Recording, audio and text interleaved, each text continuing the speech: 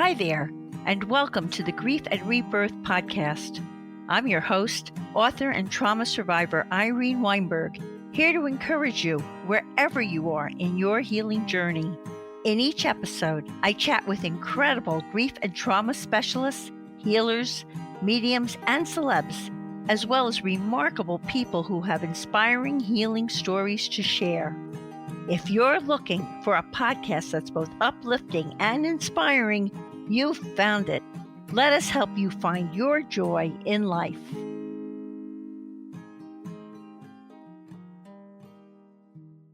Hi, everyone. I hope this finds each of you so very well. I'm speaking to you from my studio in West Orange, New Jersey, and I could not be more delighted to have the pleasure of interviewing Diane Nares, who will be speaking to us today from San Diego, California. Diane is the author of a new, powerful and touching memoir titled His Place at the Table, a personal, public, and spiritual love story about her son Emilio's cancer diagnosis at 3 years old, the roller coaster ride Diane and her husband Richard traveled in the attempt to save Emilio's life, and how the unwavering love and commitment to each other that Diane and her husband Richard shared and their spiritual strength became their lifeline. After Diane's parents told her that she would have to leave her private Catholic high school and attend the local high school because they could no longer afford the tuition, Diane became a waitress, and that job provided her the means to not only pay for her tuition, but attend a university, obtain a college degree, and travel to Europe 3 different times in her 20s. She eventually entered a management program with a corporate restaurant group and spent the following 10 years in restaurant management. But she realized that she would probably not ever find a life partner and become a mother if she remained in that business working evenings, weekends, and holidays. So Diane then segued into a lovely career with the international wine industry, which 30 years later provided her with the opportunity to retire and write His Place at the Table. I'm looking forward to talking with Diane, who is an advocate for childhood cancer awareness and the co-founder of the Emilio Nares Foundation, about the unwavering love and commitment to each other that she and her husband Richard shared, how spirituality became their lifeline when they found out that Emilio had cancer, the roller coaster ride Diane and her husband Richard traveled in the attempt to save Emilio's life, the healing tools that got Diane through each day and to the other side of grief, the creation of the Emilio Nares Foundation, and so much more for what is surely going to be an incredibly moving interview with a truly inspiring woman. Hi, Diane. A warm, heartfelt welcome to Grief and Rebirth podcast. Hi, Irene. Thank you so much. It's such an honor to be here with you in conversation, and I really appreciate the words that you just said. Thank you. Thank you. I really like to let people know who you are because it adds weight and it adds significance to whatever you're going to share with us. So how about sharing we all love a great love story, so let's share that first. Please describe how you and Richard met, the unwavering love and commitment to each other that you shared, and the spiritual past that you melted together. It's such a beautiful story. Oh, what a wonderful question. Well, I was, as you had mentioned, I was in my 20s and 30s and single, and of course, very career driven, and landing in the restaurant industry and then in the wine industry. It was a big job, and it went day into evening and weekends. Even the wine industry did, even though I escaped that from the restaurant business, of course. But I had really put on a back burner the thought of finding a partner, marriage, and having a child or a family. It wasn't that important to me. That came from the fact that I was the oldest of 6 children. My mother had each one of her children within 9 years. This was back in the late 50s. Oh my God, busy lady. It's amazing, isn't it? It's like when it was happening and I was a little girl and the oldest, I wasn't so thrilled. I was like, oh my God, another baby. The babies just kept on coming. And I didn't have my mom's attention mentioned. And I really grew to understand why and what that must have been like for her. It really wasn't what she had aspired for her life as an immigrant from Italy and landing in New York and wanting to be a diplomat, and World War II going on. And she had big dreams for herself. But eventually she met my father, and it was a beautiful love story. So she loved him and she loved all of us. She was doing the best that she could. So for me, I didn't aspire to do that. I wasn't that little girl dreaming of her wedding. And it was my late 30s, right about 38 years old, when I went, oh my God. And there's some kind of wonderful cartoon out there in the world. I can't remember where it's from, but a woman was actually going, oh my God, I forgot to have children. And that was so much my life. And I was definitely getting all those feelings of despair that, wow, I don't really have a partner. I don't think I want to do this on my own. And probably hard also because you had siblings who were married and they probably had kids, right? And here you're the oldest. Yeah, definitely. All 5 of my siblings were married and having children. And it was wonderful to be an auntie and to have all these great nieces and nephews. But yeah, as I aged, then I was becoming really sad. And there's a story in my book about my youngest brother's wedding and my sister finding me in the bathroom on the floor crying because out of despair, all the reality of being alone and not having that life that looks so beautiful now to me. But a very kind friend just held me and said, in that moment, when you're ready, you will find that partner. You will. She knew. And so that event was the one that really got me going, okay, as hard as I've worked on my professional and educational life, I have to really work that hard. I'm finding a partner. And this is way before internet and,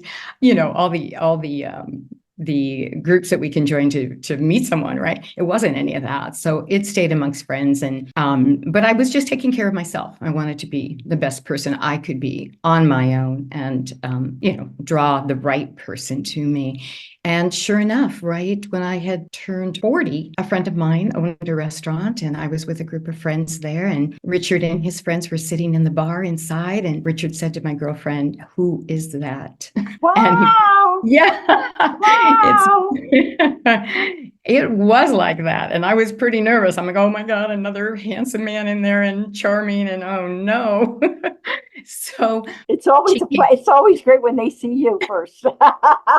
Exactly. That's what happened. Yeah. So anyways, my friend lured me inside to be introduced to Richard. And for the two of us, we knew, as you did, for the two of us, we knew immediately that we were destined to be together. We just, there was just something. And we just saw it, like our soul, like we were looking inside one another's soul going, this is it. This is what this whole journey here has been about. And that was pretty fast. And he definitely knew it quickly. And I was, as I said, a big gun shy for a month or two, but then we both knew. And a big draw to that, of course, was each of us individually, since our 20s, had been on a spiritual search to find our own place in the world. He in San Francisco and me in Southern California. I'm from Los Angeles. And we were finding that on our own, apart from one another. And it was quite the break from the Catholic upbringing that we had our entire life. So you had that in common also. So you also merged your spirituality with each other, right? With the different things you were doing. I guess you were doing meditation and whatever you were doing in the spiritual world. So now the two of you get married and you give birth to this magical little guy, Emilio, and you're 42 years old. So would you like to tell us about your precious Emilio, share how he inspires you and Richard every day, and drive his heartbreaking journey through childhood leukemia? I sure will. Yeah. Well, yes, we had that chance. One of the questions I asked Richard when we knew that we were going to marry one another, I said, wow, I'm over 40 now, and I'd really like to think I could have a baby, have a child if I could. And I didn't know what he was going to say. And his response was, then let's have a baby. Wow. So we did. We had Emilio. And, when you're in your early 40s, you just know that all of the achievements and all of the experiences of life were wonderful, but nothing prepared me for how I would feel with my little boy, with my baby, my one and only. Falling in love in a whole different way. I can relate. Right? As you know this to be true. And so many people do. I mean, but it's funny. I had all these brothers and sisters, and really nobody was just telling me the wonderment of it, although they were completely in love with their children. I think it's such a personal thing, too, to experience it. For me, it was so personal. And for Richard as well, I mean, he was the most amazing father, the sensitive, sweet soul that he is. And so, yeah, completely in love with this child. And, because this was our first, I had no idea of the spirit that was within him, that he was so soft and gentle and sweet, yet so incredibly smart and wise beyond his years as he started to move from being a baby into toddler years to 3 years old. The things that he would talk about, the questions that he would ask of us, deeply sensitive and very focused. And I mean, we even had some experiences. I didn't even write this experience in the book because I didn't write it, but I am now talking about it. I swear, when he was 4 months old, he was in his car seat in the back seat. We were starting to take off and drive. Richard was fussing with him because Richard was like a second mother. I mean, he was probably more protective than even I was, overprotective of him. But he was fussing with his car seat. And Emilio, out came this voice, 4 months old. I don't like that. Oh, wow. That's amazing. And I'm telling you and our listeners for the first time, I don't like that. And then that was it. Then he kind of sunk back into his little seat and let his dad fuss. Wow. And Richard looked at me and I looked at him. And I was driving and we're like, where'd that come from? Wow. Did we really hear that? So that was just the first thing, and the first of several, where we realized, I don't know. I heard it. You heard it. It happened. It must have happened. And we never told anyone because we just didn't want anybody to think, of it couldn't have happened. So anyways, just an example of that old soul and that spirit. It sounds like he was a very old soul. He came with a lot of wisdom, right? Mm-hmm. So now he's 3 years old, and how'd you find out that he had leukemia? Yeah. What happened there?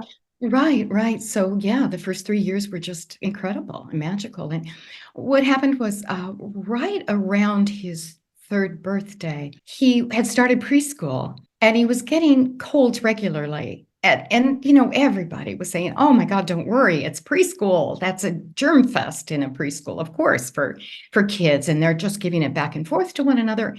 Don't worry about it too much. And that was, all our friends and family. And so we were like, okay. And so we'd keep him home and then he'd be okay. And we'd send him back to school and pick him up early and whatever. But he just had this incessant cold. But then over a period of 30 days, a fever developed. And, maybe Tylenol, fevers are what, 24, 48 hours, and then they go away.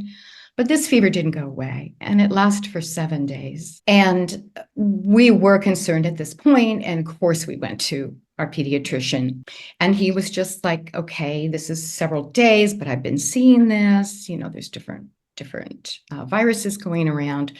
Okay, all right, keep in touch with me rapidly. And so we did that, but within a day or two, then the red flags came up, and Emilio was bruising. He had bruises on his legs and his arms. And that was really it. I mean, there was something there, whether it was anemia, we didn't know.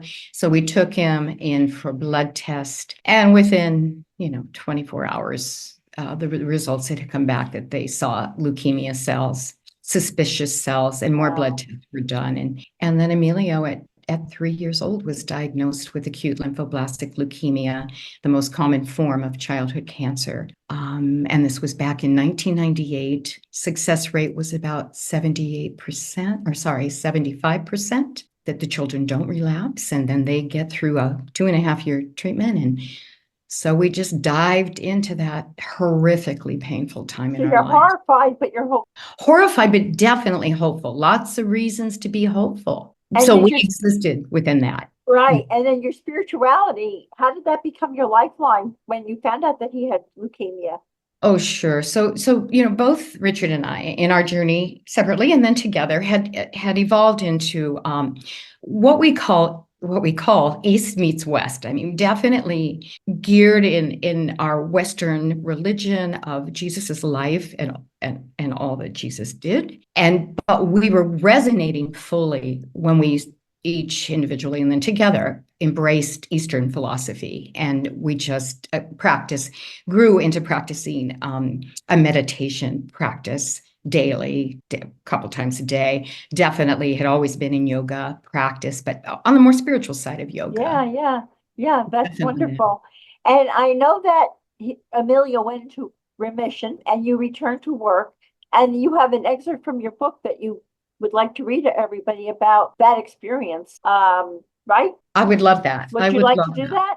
Absolutely. So it took only a month for Emilio to go into remission. And once remission happens, everyone was telling us, from psychologists to social workers to all of our doctors and nurses, okay, this is a great thing. We just need to keep him in remission. There'll be a Right. roller coaster ride of chemo and treatment for sure for 2.5 years, but it's all about staying in remission. So when that time came, I had gone back to work just recently. And the first thing that my boss told me was, we are planning a trip to Tuscany to go visit our wineries and to meet a new family whose wine we'll be representing and you'll be selling in Southern California. And my boss said, what do you think? And I said, I really want to go. Emilio's in remission and it's important for me to go. So let me talk to Richard about it. So Richard encouraged me to do so. And so I'm going to read an excerpt here and then kind of fast forward it to the place of when I returned. Okay. So Richard and I made the decision that I would go to Italy. It was a 10-day visit to the regions of Tuscany and Piedmonte. The agenda included a visit to several different wineries. Work trips such as this included time spent with families who own some of the most prestigious wineries in Italy. I worked for a national company comprising sales and marketing people from around the US. My colleagues became close friends and we traveled together yearly, relishing opportunities similar to this upcoming trip. The company I worked for from 1993 to 2002 was based in Chicago with a team of many sales reps, managers, VPs, and we all met at JFK Airport in New York for our connecting flight to Milan. The trip goes on to talk about the beauty of being back in Italy, which I love so very much and have been so many times, but also being with colleagues and friends again and how powerful and wonderful it was. So I'm going to just take it to the point with, after the whirlwind days had finished, we caught an early morning train to Milan for our flight back to New York, where I would catch a connecting flight home to San Diego. By the time I could phone Richard from New York, he had taken Emilio on a routine weekly clinic appointment earlier that morning. That appointment included Emilio's monthly bone marrow aspiration. Every other month, he had to have this to check his cellular activity. We had been through this particular test for well over a year by now, but nevertheless, we were always nervous at that particular appointment. I felt bad for Richard that he would have to go alone without me by his side, but neither my flight home nor this appointment could be changed. Emilio would be under full anesthesia for this procedure and wake up cranky and starving, but always with a clean scan. While waiting for my flight home from a phone booth at JFK, a phone booth, way back then, I heard Richard's voice crack as he struggled to get the crippling words out of his mouth. Finally, managing to do so, he said, Dr. Sudari is concerned about some suspicious cells that he found this morning in Emilio's bone marrow scan. My only memory of the moments that followed our conversation was when I heard the boarding call for my flight. As I stood up, my legs buckled under me. I struggled to control my breathing. And with my trembling words, I managed to tell Richard that I had to board my flight and I would see him and Emilio in 6 hours. As I hung up the phone, all I could feel was that paralyzing familiar fear that had become such an unwelcome part of my life. I sunk deep into my assigned seat, put on my eye mask, and cried all the way home from New York to San Diego. Wow, so heartbreaking, so hard, so hard. And then I'm going to fast forward with you because when Emilio did pass, how long after this did Emilio transition? Oh, How long was he sick after this before he? okay, so this was right. Good question. So this was his relapse. This was the relapse. And if I may lead into the thought that the relapse was a billion times harder than the diagnosis. That's how frightening the relapse was, because with the diagnoses, there was a high success rate. But with a relapse, there is nothing that they could do. The only thing that can be done is a bone marrow transplant. The very best donor match is a sibling. He didn't have a sibling. So the only choice we had was to go on to the national and international bone marrow registries that existed at that time, or that exist now at this time. That was it. And we'd have to find a match that was about as good a match as you could get, a 6 out of 6 antigen cellular match and have an unrelated donor transplant as soon as possible. So that was it to save his life. There was nothing else. We searched the registry for 2 years and we never found a match. And in the meantime, all that could be done was intensive chemotherapy. How heartbreaking, how hard. The important part of this piece is that as I say this, it sounds so devastating that for 2 years with nothing that could be done, why did we let him live, or why didn't we let him go? But it wasn't like that. We were in the midst of having become childhood cancer advocates. For one thing, it wasn't just our story. We were all about the families we met, all the children we met, all the disadvantages that other people had that we did not have. So we were in the thick of it, and we were constantly researching and asking questions. So of course, we knew people working on clinical trials. There was improved medicines and chemos just right out there in the universe, not quite all there yet, but on its way.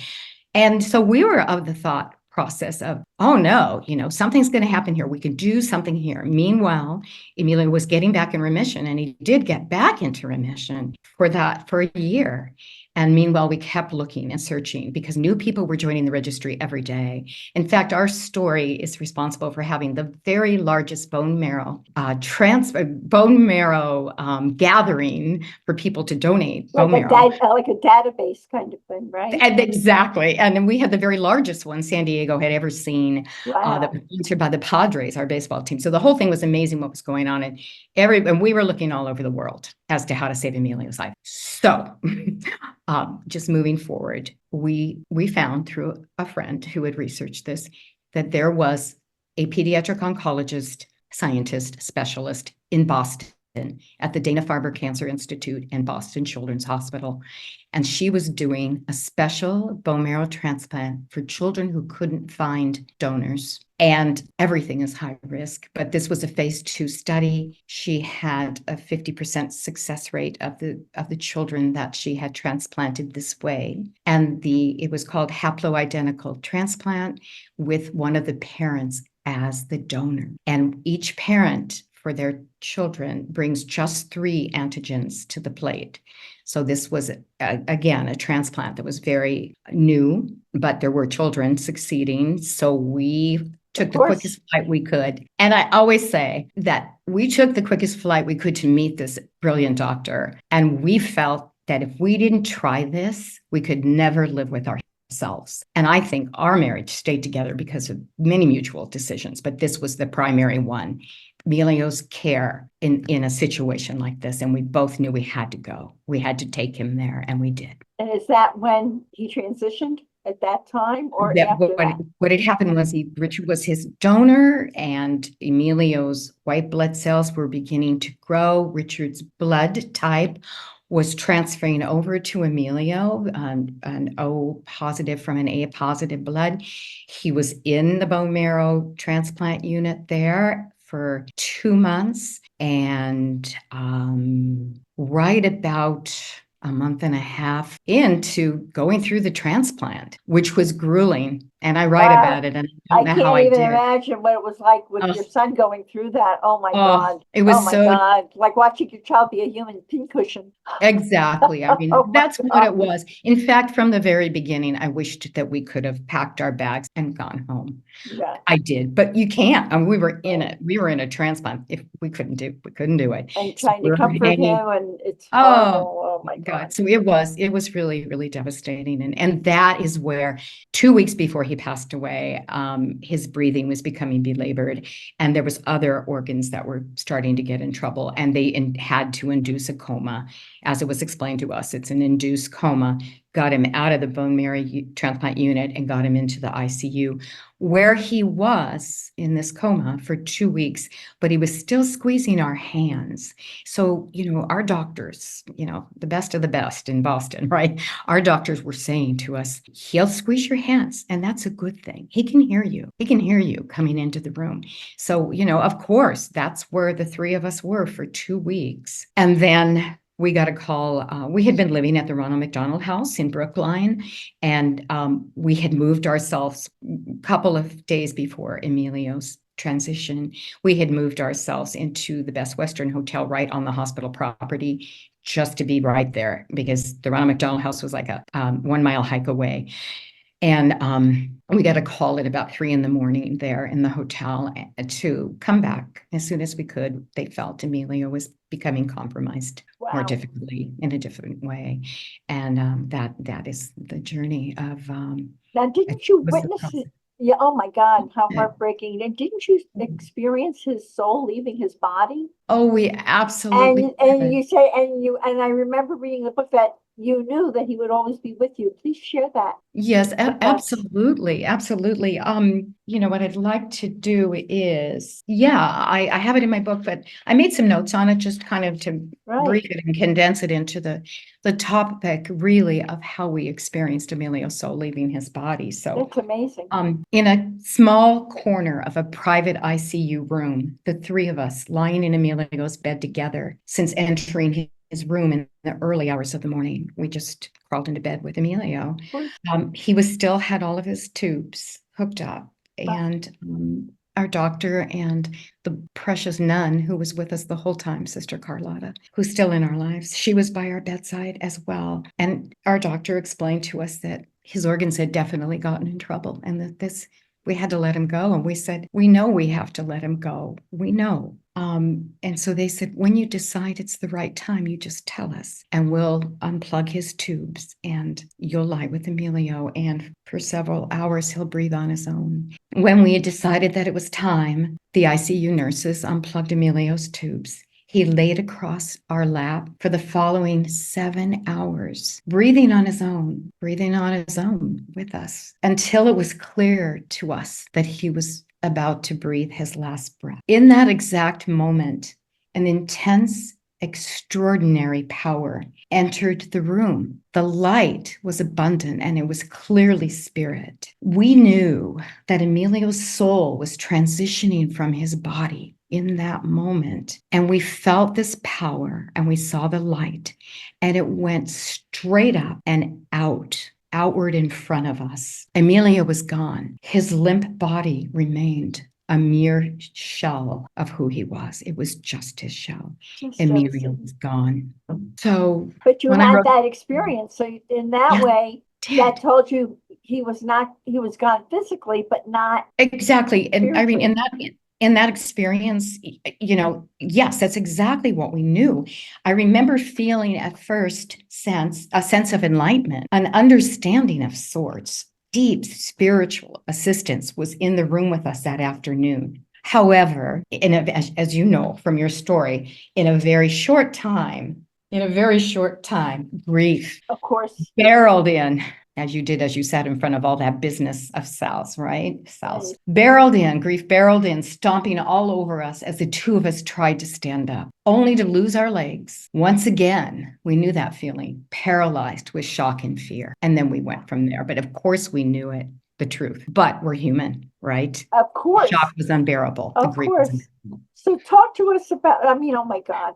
So talk about I know what I needed to do, and I see, reliving it, it's so hard. But what did you do to start to heal, to start to move through it? And of course, you have to honor where you're at, but there are things that we all can start to do to give ourselves the time for ourselves and do what we need to do to contribute to our healing process. Were you aware consciously right away that we have to do these things, or were they kind of organic that you started to do these things to help yourself? Sure. Well, the process was certainly getting Emilio his body on a plane back to San Diego. We were away from. We had my brother and his wife who live in Connecticut, and they would come up every weekend with us. So they were there, and so just briefly there, we just had to get ourselves on an airplane as soon as possible home to meet that plane and to be home, and it was terrifying. Everything about it was just shocking and horrifying. But with my brother and sister-in-law's help, they packed us up from the Ronald McDonald House, got us on a plane, got a flight and the whole thing. But, upon coming home, Sure, the very first things that's happening. I mean, for the first 24 hours, we didn't want to live. So I share that, because that's Of how course. unbearable grief is. And yeah, we didn't want to live. But you know what? Emilio's dog was with us. She'd been cared for while we were gone. And Emilio's dog, that first morning, we were waiting for him to come down the hallway. Always we heard his footsteps, but we got some sleep. We awoke to Sierra saying, I've got to go outside. And that shifted gears on everything. I mean, we were still incredibly filled with sorrow, but we had to get up and we had to get out of bed. And we took her out and we took her for a walk and then we went back in and we back into bed. But at the same point, this is all about time, and it shifts and it changes constantly. Emilio passed away 24 years ago, and I share memories in my book of year 15, year 17, year 20, of grief re-entering my life. But the healing tools just came from just having one another to start with in the same place, although different. I really needed to talk about it. I got into some mom's grief workshops right away. Neither of us could go back to the hospital at that point, but a bereavement counselor came to me, a hospital bereavement counselor in pediatric oncology came to our home. And Richard had different ways of grieving than I did. We're very, very different. He's just a much more private, quiet person. But our spiritual connection to God, surrounding us always was crucially important. So we just asked for a lot of help, and we got a lot of help. A lot of help. We got a lot of help. You talk about also in the book about the many lessons that Emilio taught you. Oh, yeah. And how, so I'm sure that as the years went on, you started realizing more and more about, perhaps he came into your lives with the intention of teaching these lessons because you are now transmitting them sharing them with other people. So would you tell us some of that? Sure.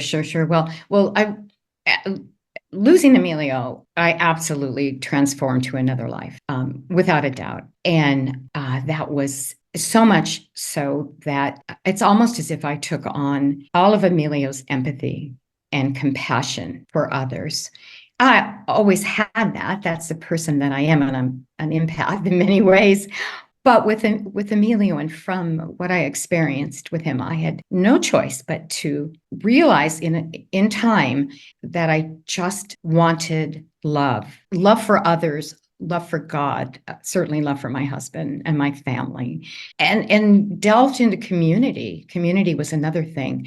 And I do want to say from Emilio, I certainly learned strength and tenacity, because I saw it in his face in the worst of the moments of what he experienced. And he definitely taught me, that. But the compassion, and as you say as well, your message of kindness to all, that all took over. And I just I felt transformed in time, and I definitely feel transformed now, as does Richard as well. Right. And it informed you for what you were going to be doing with your foundation, or which we haven't talked about yet, but we were going to get there. But before we do, tell us the meaning of the title of your book, His Place at the Table, and what inspired you to write it. Right. Well, the meaning of the title, His Place at the Table, is as simple as there will always be a place for him at the table. And so it was always in my mind. What inspired me to write this book is, first of all, in my background, I'm a journal writer. So I always journal, and I was always journaling. So certainly when I had Emilio come into my life, I have many, many journals about him. And then when he was diagnosed with leukemia, many journals about that entire journey. Wow. When I sat down to write this book, which happened about 2 weeks after my retirement from this big job, my career, I didn't go back to the journals to remember things. Everything was coming out of my head. And I knew that if I didn't just sit down, plow through it, I was just going to forget things. And I never wanted to forget anything about Emilio or about our experience. And so I delved in, and that was like October of 2019. And honestly, it was such a journey. It took me 5 years to get my book published. It was just published September 15th of this past year. But 4 years to write 4 drafts, to get a couple of different great women, people I know, great editors in there to help me develop and get the content in a sense of order. where to start, how to Right. ease Oh, through it. I'm well My familiar with God. that. Yes. Right. And as you know, when we sit down and write our memoir, there's at this time in our lives, there's a lot. There's a A lot of lot. material to sift through. Yes. Exactly, Yeah. Irene. So yeah, so it was published, and it has been an amazing, amazing ride in the It's a, marketing and promotion and getting my book out in the world. yeah, and it's giving you a whole new mission in a way, and a Yes. way of helping people. Um, you also have an excerpt from your book where you talk about how grief still continues to sneak up on you, no matter. It's not like you go through 4 years and you do your healing work or whatever, and poof, it's over. So there's a part there that if you'd like to share that with everyone, please I do. sure would. Yes, I mean, there's two important topics to say, and that's certainly grief showing its horrifying face at any time. And then there's the creation of our nonprofit charity that, was really the kind of ultimate source. But I first want to share a story about a half marathon, the one and only I ever ran. And I want to say to you that Richard, who was never a runner, when we were in Boston one morning, we watched with Emilio, people training for the Boston Marathon, Wow. running past our hospital window. And we asked a nurse, what's going on there? That's a huge amount of people. And she told us these were people training for the, upcoming spring Boston Marathon. So Richard walked over to Emilio, looked him in the eyes and said, Emilio, when we get through this, I'm going to train for the Boston Marathon. And Emilio shook his head and said, oh, good, Daddy. And I'll come back here with you. He goes, yep, you and Mom will come with me. Richard went on to train to become a marathon runner for 10 years. It took 10 years before he ran his first marathon. He did not realize that he'd have to qualify for Boston. You have to qualify. You've got to run within a certain time frame in your certain age group. So needless to say, he became a serious runner. And then when we created our nonprofit, helping other families with children with cancer, Richard decided to do several different epic runs. And the ultimate run he did was from Seattle Children's Hospital to San Diego Children's Hospital. Oh my So goodness. that is a story in my book. It took 2.5 months, and it was 1,700 miles. And he ran 30 miles a day with one day off at midweek. Oh my goodness. That's a whole nother beautiful, incredible story. But what happened to me was we had our charity going, and there was a running group who came on board to train for marathons and half marathons, whereby they would raise funds for the Emilio Nares Foundation. And so I got kind of arm twisted into running with them and training with them for fun, just to support them in what they were doing for us. But then I made the commitment to train for a half marathon. So the half marathon was in Big Sur, Monterey, California, a really beautiful place that's very special and has several excerpts in our book about our time with Emilio and Big Sur. But I'm going to go ahead and read this piece here, okay? And I might skip around a little because it could be long, and I don't want to do that to our guests here. But anyways, throughout the first 9 miles, I felt energized and joyful. The sun was shining, and I was having a fantastic time. The half marathon route was absolutely breathtaking. We passed live music at nearly every mile marker along a rolling course that hugged the ocean. We saw otters floating on their backs, cracking open oysters, and the seals swimming parallel to the road acted as our natural pacers. Wow, my first race, what a rush. It seemed like the entire Monterey Bay community lined the streets to cheer us on. Their energy inspired me, and their signs made me laugh. I stayed slow and steady, as Richard had taught me to do. My ultra marathon running husband surprised me by announcing that he would be running with me the morning of the race. Had no idea. I thought he was going to leave me at the start line and that'd be it. I didn't think he'd ever have the patience to go that slow, because his walk was certainly faster than my jog. But he stayed by my side the entire time. I had no way of knowing how important that would be. As I approached mile 10, and the half marathon is 13 miles, my legs stopped moving at mile 10. They felt like concrete blocks. Everything slowed down and seemed to move at a glacial pace. I remember saying to myself repeatedly, oh my God, I cannot go on. My body cannot do this. I do not have the strength or conditioning to go forward. I was foolish to think I could run a half marathon, 13.2 miles. I now know why Richard didn't tell me that most runners hit the wall at some point. I would have become anxious, scared, and worried. So he kept that imminent reality to himself.